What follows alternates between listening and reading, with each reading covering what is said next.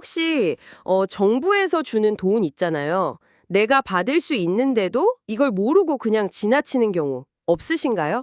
내가 낸 세금으로 만든 혜택인데 정작 나는 못 받고 있다면 이거 너무 억울하잖아요. 오늘 저희가 깊게 파고들 주제가 바로 이런 문제를 해결해 줄 수 있는 복지 멤버십이라는 제도입니다. 보내주신 자료를 보니까 이거 한번 가입만 해두면 정부가 알아서 저한테 맞는 혜택을 찾아준다고요? 네, 맞습니다. 정보가 너무 많아서 뭘 찾아봐야 할지 막막한 분들을 위한 일종의 맞춤형 혜택 알림 서비스라고 보시면 됩니다. 오, 무슨 백화점 VIP 멤버십 같은 느낌이네요? 네, 비슷한 개념이죠. 특히 최근에는 지방자치단체 혜택까지 대거 추가되면서 그 내용이 훨씬 더 풍성해졌어요. 자, 그럼 이 똑똑한 시스템이 정확히 어떻게 작동하는 건지, 또 누가 어떻게 가입할 수 있는지, 그리고 가장 중요한 것, 과연 어떤 혜택들을 받을 수 있는지 지금부터 하나하나 자세히 파헤쳐 보겠습니다. 우선 개념부터 간단하게 짚고 넘어가면 좋을 것 같아요. 복지 멤버십은 그러니까 한 번만 가입하면 제 나이나 소득, 재산, 가구 상황 같은 게 바뀔 때마다 정부가 받을 수 있는 혜택을 알아서 찾아 알려준 서비스다. 이게 맞는 거죠. 정확합니다. 여기서 핵심 키워드는 자동 분석이랑 선제적 안내, 이 두 가지예요. 아, 선제적 안내 먼저 알려준다는 거군요. 그렇죠. 정부가 이미 가지고 있는 저와 여러분의 정보를 바탕으로 수혜 가능한 서비스를 먼저 딱 찾아서 알려주는 겁니다. 자료에 나온 김순자 할머니 사례가 이해하기 쉽더라고요. 아, 네. 예를 들어 66세에 혼자 사시는 어르신이 가입을 하시면 시스템이 바로 분석을 시작하는 거죠. 아, 이분은 65세가 넘었으니 기초연금 대상이 될 수 있겠다 이런 식으로요. 맞습니다. 1인 가구니까 관련 지원금도 가능하겠네? 통신비 할인도 받으실 수 있겠다. 이렇게 자동으로 분석해서 알려주는 겁니다. 그러니까 내가 뭘 신청해야 할지 몰라서 놓치는 일을 막아주는 거죠. 와, 거기서 끝나는 게 아니라 삶의 변화에 계속 반응을 한다는 게 진짜 대단한 것 같아요. 네, 그게 이 시스템의 가장 강력한 점이죠. 아이가 태어나면 출산 지원금을, 혹시 소득이 줄면 그에 맞는 혜택을 계속해서 안내해주는, 뭐랄까, 살아있는 시스템이라고 보시면 됩니다. 정말 중요한 포인트네요. 그럼 이 좋은 제도 누가 가입할 수 있는 건가요? 왠지 소득이나 재산이 많으면 안 될 것 같은데요? 그게 가장 흔한 오해 중 하나입니다. 가입 자격은 딱 하나예요. 하나요? 네, 대한민국 국민 누구나. 정말요? 나이, 소득, 재산 이런 거랑 전혀 상관없이요? 네, 전혀 상관없습니다. 일단 가입은 모두 할 수 있어요. 아니 근데 그러면 지금 당장 혜택 받을 게 없는 사람도 가입을 하는 게 의미가 있나요? 그럼요. 지금 당장 혜택을 못 받더라도 나중에 상황이 어떻게 바뀔지 모르잖아요. 그때를 대비해서 미리 가입해두는 게 아주 현명한 방법입니다. 아, 일종의 보험 같은 거군요. 맞습니다. 특히 어르신들은 65세, 70세 이렇게 연령에 따라서 받을 수 있는 혜택이 계속 늘어나거든요. 그래서 부모님들은 꼭 가입해두시라고 말씀드리고 싶어요. 좋습니다. 그럼 이제 가장 실용적인 정보, 가입 방법으로 넘어가 볼게요. 딱 두 가지더라고요. 오프라인이랑 온라인. 네, 아주 간단합니다. 첫 번째는 가까운 주민센터, 그러니까 동사무소에 직접 가서 복지 멤버십 가입하고 싶어요라고 말하는 거고요. 두 번째는 인터넷 복지로 웹사이트나 스마트폰 복지로 앱으로 신청하는 거고요. 네, 맞습니다. 그런데 자료를 보니까 좀 황당한 얘기가 있더라고요. 주민센터에 갔는데 담당 공무원분이 이 제도를 잘 몰라서 그런 거 없는데요? 하고 돌려보내는 경우가 있다고요. 아, 네. 안타깝지만 그게 실제로 있는 일입니다. 아니, 어떻게 그런 일이 있죠? 정말 당황스러울 것 같은데요. 그렇죠. 그럴 땐 근데 당황하지 마시고요. 이건 정부가 공식적으로 운영하는 제도니까 다시 한번 확인해 주세요. 라고 당당하게 요청하시는 게 중요합니다. 아, 이게 정부 공식 제도가 맞으니까요. 그럼요. 명백하니까요. 아니면 방문하기 전에 미리 주민센터에 전화해서 복지 멤버십 담당자가 있는지 확인하고 가는 것도 좋은 방법이고요. 알겠습니다. 가입하고 나면 그 다음 과정도 궁금한데요. 가입만 하면 바로 혜택 안내가 막 쏟아지는 건가요? 아니요. 단계별로 진행됩니다. 단계별로요? 네. 우선 가입하고 7일 이내에 나이나 성별 같은 기본 정보로 받을 수 있는 혜택을 1차로 안내하고요. 그 다음에 가입 후 한 30일 이내에 소득, 재산 같은 좀 더 상세한 정보를 분석해서 2차 안내를 합니다. 아하. 그리고 그 이후로는 이제 수시로 아이가 태어나거나 특정 나이가 되거나 가구원 변동이 생기는 등 상황이 바뀔 때마다 계속 새로운 혜택을 안내해 주는 거죠. 안내는 어떤 방식으로 오나요? 문자 메시지나 이메일 아니면 복지로 앱 알림처럼 본인이 편한 방법으로 받을 수 있습니다. 자, 이제 가장 흥미로운 부분입니다. 이 멤버십으로 도대체 어떤 혜택들을 안내받을 수 있는 걸까요?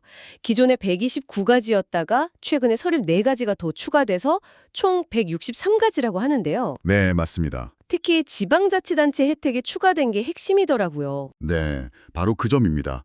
중앙정부 혜택뿐만 아니라 내가 지금 살고 있는 이 지역의 혜택까지 챙겨준다는 게 아주 큰 변화죠. 오, 되게 흥미로운데요. 몇 가지 사례 좀 들어주실 수 있나요? 그럼요. 예를 들어 서울시 같은 경우는 자녀를 출산한 무주택 가구에 주거비를 지원해주고요. 장애인이나 기초생활수급자분들 수도요금도 감면해줍니다. 와, 주거비 지원은 정말 크네요. 그렇죠. 그리고 부산시 같은 경우는 출산지원금이랑 산후조리 비용을 지원해주는데 특히 사하구에서는 어르신들 목욕비랑 미용비까지 지원해줍니다. 잠시만요. 목욕비랑 미용비요? 와, 그건 진짜 생각도 못했네요. 정말 생활 밀착형 혜택이네요. 네, 그렇죠. 또 충남 계룡시에서는 65세 이상 어르신들 대상포진 예방접종이나 백내장 수술비도 지원해주고요. 이야, 정말 각 지역마다 특색 있는 혜택들이 많군요. 맞습니다. 경기도 용인이나 오산, 화성 같은 곳에서도 어르신, 청년, 신혼부부를 위한 다양한 지원금들이 있고요. 좋습니다. 그럼 중앙정부에서 주는 주요 혜택들도 간단하게 짚어주시죠. 163가지를 다 알 순 없으니까 가장 중요한 것들만요. 네, 몇 가지만 꼽아보자면요. 우선 보건복지부 혜택이 45가지로 가장 많습니다. 기초연금이나 장애인연금, 양육수당 같은 것들이 다 여기에 포함돼요. 네. 그리고 과학기술정보통신부에서 주는 혜택도 꼭 아셔야 하는데 65세 이상 그리고 기초연금 수급 어르신들 통신요금을 할인해 주는 거예요. 아, 통신요금 할인. 이거 꽤 크지 않나요? 네, 월 몇만 원까지 절약될 수 있습니다. 이거 정말 크죠? 그렇네요. 그리고 국토교통부에서 주는 주거급여, 이건 정말 중요합니다. 저소득층을 위한 건데 서울 1인 가구의 경우 월 최대 34만 원까지 받을 수 있어요. 와, 34만 원이요? 네, 근데 이걸 몰라서 못 받는 분이 정말 많습니다. 와, 1년이면 거의 400만 원인데 이건 꼭 챙겨야겠네요. 그렇죠. 이 외에도 겨울철 난방비 부담을 덜어주는 에너지 바우처나 영화나 공연 관람을 지원하는 통합문화이용권 같은 것들도 있습니다. 오늘 이 복지 멤버십에 대해서 정말 깊게 파헤쳐봤는데요. 듣다 보니까 결론은 아주 간단 명료한 것 같아요. 네, 일단 가입부터 하자. 가입이 아무리 많아도 163가지가 아니라 1630가지가 있어도 내가 가입하지 않으면 아무런 알림도 받을 수 없는 거니까요. 맞습니다. 이게 신청주의의 단점을 보완하기 위해 만들어진 제도거든요. 아, 가입만 해두면 정부가 나를 대신해서 혜택을 찾아주니까 우리가 할 일은 그 알림을 받고 신청하는 것, 그거 하나뿐입니다. 그리고 이게 단순히 시혜적인 차원이 아니라 내가 낸 세금으로 만들어진 나의 권리를 찾는 행위다. 이 점을 기억하는 게 정말 중요할 것 같아요. 그렇습니다. 이건 동정이 아니라 나의 권리를 찾는 행위라는 점 꼭 기억해 주시면 좋겠습니다. 오늘 이 내용을 들으셨다면 잊어버리기 전에 바로 주민센터에 전화해 보시거나 스마트폰에서 복지로 앱을 한번 설치해 보시는 건 어떨까요? 특히 부모님이나 주변 어르신들께 이 정보를 꼭 좀 알려주시면 정말 좋을 것 같습니다. 네, 오늘 우리가 살펴본 이 시스템은 정부가 이미 가지고 있는 나의 데이터를 활용해서 나에게 필요한 서비스를 먼저 제안하는 방식이잖아요. 그렇죠. 여기서 한 걸음 더 나아가서 이런 질문을 던져볼 수 있을 것 같아요. 앞으로 정부 서비스가 이렇게 완전히 선제적으로 바뀌어서 우리가 요청하기도 전에 우리의 필요를 미리 예측하고 해결해주는 시대가 온다면 그때 정부와 시민의 관계는 과연 어떻게 변하게 될까요? 생각해 볼 만한 질문인 것 같습니다. 청취자께서 보내주신 자료 묶음을 기반으로 오늘 저희가 한번 깊이 파고들어 볼 주제는 바로 한국의 농지입니다. 네, 농지. 2026년 현재 이제 은퇴 후에 전원 생활을 꿈꾸시거나 좀 새로운 투자처로 시골 땅을 알아보시는 분들 정말 많아졌어요. 많아졌죠. 그런데 막상 시작하려고 하면 이 농지법이라는 거대한 벽에 딱 부딪혀서 포기하는 경우가 대부분이라고 해요. 맞아요. 그래서 오늘 저희의 미션은 바로 이겁니다. 30년 경력 농촌 컨설턴트의 인사이트가 담긴 이 자료들을 가지고요. 이 안개처럼 낀 규제와 소문들, 이걸 싹 걷어내고 그 안에 숨어 있는 진짜 기회와 함정이 뭔지 한번 명확하게 밝혀보는 겁니다. 맞습니다. 이 모든 혼란과 복잡함이 사실 2021년에 있었던 그 LH 직원을 땅 투기 사건에서 시작됐잖아요. 아, 맞아요. 그때 정말 시끄러웠죠. 네, 그 사건 때문에 투기를 막겠다는 명분으로 농지법이 정말 엄청나게 강화됐어요. 그런데 그 결과가 좀 아이러니하죠. 어떤 점에서요? 투기꾼을 잡으려고 그물을 던졌는데 평생 농사만 지으시던 어르신들까지 그 그물에 걸려버린 거예요.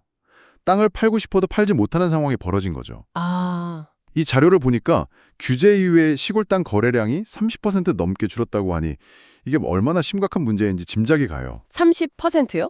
그래서 오늘은 이 강화된 규제의 실체가 뭔지, 그리고 그 안에서 우리가 찾을 수 있는 현명한 길은 없는지 같이 한번 파헤쳐보려고 합니다. 좋습니다. 그럼 첫 번째 탐사 목표, 바로 잘못된 소문부터 한번 시작해보죠. 네, 좋습니다. 요즘 인터넷 커뮤니티 같은 데 보면 이제 농지 규제 풀린다더라 이런 기대 섞인 글들이 꽤 많다고 해요. 이 자료가 그중 대표적인 오해 몇 가지를 정확히 짚어주고 있는데 첫 번째가 농지위원회 폐지설이에요. 아, 그 얘기 많죠. 땅 살 때 심사받아야 하는 그 위원회가 없어졌다. 이 소문, 이건 사실인가요? 여기서부터 오해가 시작되는 거예요. 아, 그런가요? 네, 결론부터 딱 말씀드리면 농지위원회 심사는 사라지기는커녕 오히려 더 까다로워졌습니다. 더요? 네, 자료에 따르면 특히 투기가 좀 걱정되는 지역의 땅을 사려면 예외 없이 이 농지위원회 심의를 통과해야 해요. 이 위원회가 뭐 하는 곳이냐면요. 지역 농업인이나 전문가들이 모여서 이 사람이 정말 농사지을 의지가 있나? 아니면 그냥 땅값 오르기만 기다리는 투기꾼인가? 이걸 직접 심사하는 거예요. 아, 직접 대면 심사 같은 걸 하는 거군요? 그렇죠. 서류 내고 결과 나올 때까지 14일, 꼬박 2주가 걸리는 거죠. 2주요? 와, 절대 간당한 절차가 아니네요. 아닙니다. 그럼 두 번째 소문으로 넘어가 볼게요. 이건 정말 많은 분들이 기대하는 부분일 텐데 300평 미만의 작은 땅은 주말 농장용으로 쉽게 살 수 있다. 이건 어떤가요? 아, 그게 바로 절반의 진실이라서 더 위험한 소문이에요. 절반의 진실이요? 네, 300평, 정확히는 1000제곱미터 미만 땅을 주말 체험 용농 목적으로 사는 건 가능은 해요. 가능한데 네. 그런데 이 자료가 강조하는 두 가지 결정적인 조건이 있습니다. 조건이요? 첫째, 농업진흥지역에서는 안 돼요. 농업진흥지역이요? 그게 흔히 말하는 절대농지 맞죠? 맞습니다. 농사 외에는 아무것도 못하게 묶어둔 그 땅 있잖아요. 2021년에 법이 바뀌면서 이 절대농지 안에서는 주말농장 자체가 불가능해졌어요. 농업진흥지역 밖의 땅만 가능한 거죠. 아, 절대농지는 안 되는군요. 알겠습니다. 그럼 두 번째 조건은 뭐예요? 둘째 조건이 정말 핵심인데요. 이 면적이 세대원 합산 기준이라는 거예요. 잠시만요. 세대원 합산이라면 그럼 예를 들어서 제 아내가 작년에 주말 농장 하겠다고 200평짜리 밭을 하나 사뒀다면 네, 사뒀다면 저는 100평짜리 땅도 못 사는 거네요. 합치면 300평이 되니까요. 바로 그거예요. 와, 이거 진짜 많은 분들이 놓칠 수 있는 함정이겠어요. 바로 그겁니다.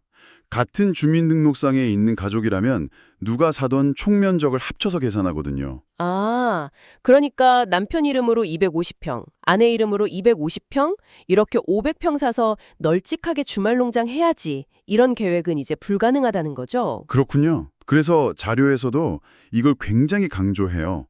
계약하기 전에 우리 가족이 가진 주말농장 땅이 총 몇 평인지 꼭 확인해봐야 실수하지 않는다고요. 아주 중요한 포인트네요.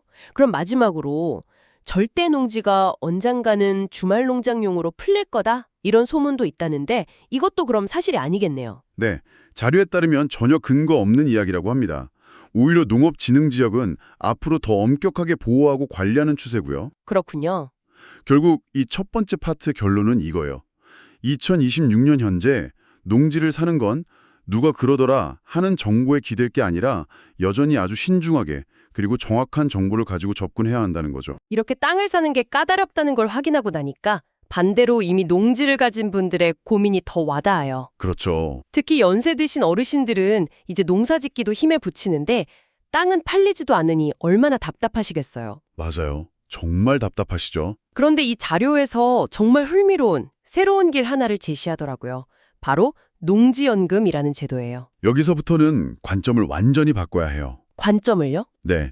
어떻게 팔까가 아니라 어떻게 하면 내 자산을 현금으로 바꾸면서도 소유권은 지킬 수 있을까? 이 질문에 대한 답이 바로 농지연금이거든요. 아, 만 60세 이상이고 농사지은 경력이 5년 이상인 농업인이 가진 농지를 담보로 맡기고 평생 매달 연금을 받는 제도입니다.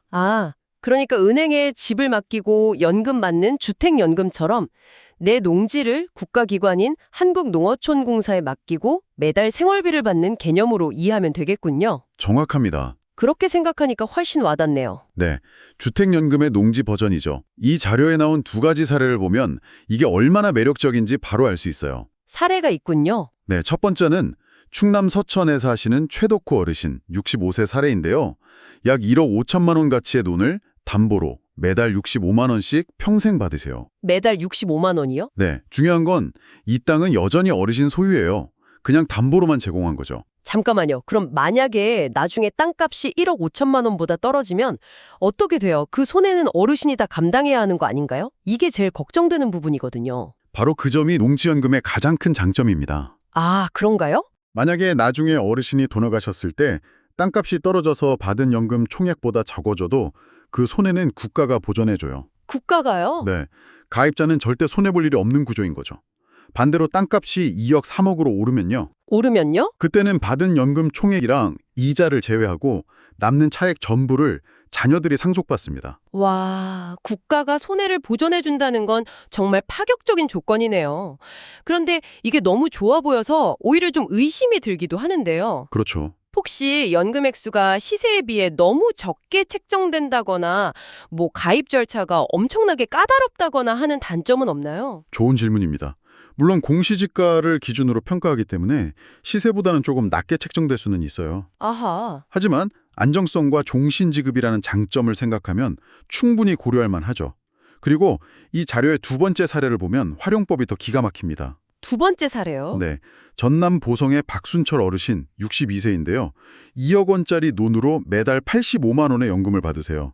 근데 여기서 끝이 아니에요. 끝이 아니라고요? 네, 연금을 받으면서 그 땅을 젊은 후배 농부에게 임대를 해준 거예요. 아, 임대요? 그래서 임대료로 1년에 400만 원, 그러니까 한 달에 33만 원 정도의 추가 수입을 또 얻고 계신 거죠. 와, 연금 85만 원에 임대료 33만 원을 합치니까 한 달에 약 118만 원의 소득이 땅을 팔지도 않고 계속 생기는 겁니다. 이건 정말 생각도 못한 방법인데요.